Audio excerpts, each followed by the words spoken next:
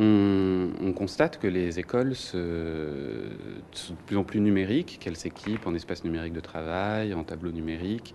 Et la question, c'est comment est-ce que nous, on peut accompagner cette mutation des écoles et de l'enseignement.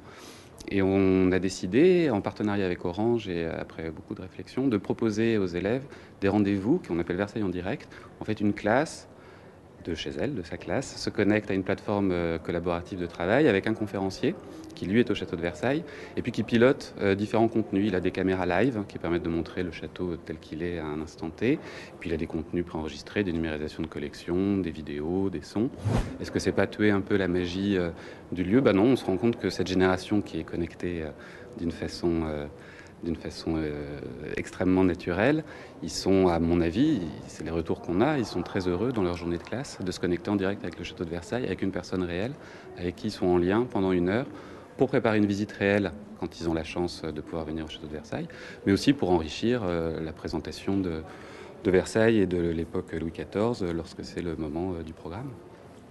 Aujourd'hui, n'importe quelle classe en France avec une connexion ADSL peut avoir accès à ces technologies. C'est pour ça qu'on va le généraliser très fortement en 2012. On va passer à plus de 500 classes qui auront la possibilité de faire cette visite de Versailles direct.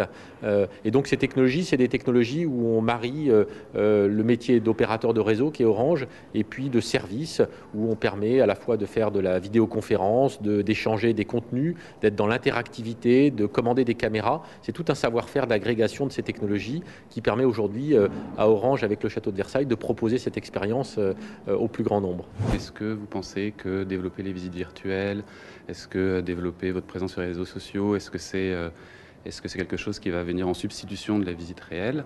Non, on est convaincu que c'est l'inverse, et qu'évidemment rien ne remplace jamais l'expérience physique d'une découverte d'un musée, mais que par contre, il y a des gens qui ne peuvent pas venir, il y a des gens qui ont besoin d'informations pour préparer au mieux leur visite, d'un point de vue culturel, d'un point de vue pratique, et que plus on diffuse, plus les gens auront envie de venir découvrir Versailles de leurs propres yeux et physiquement.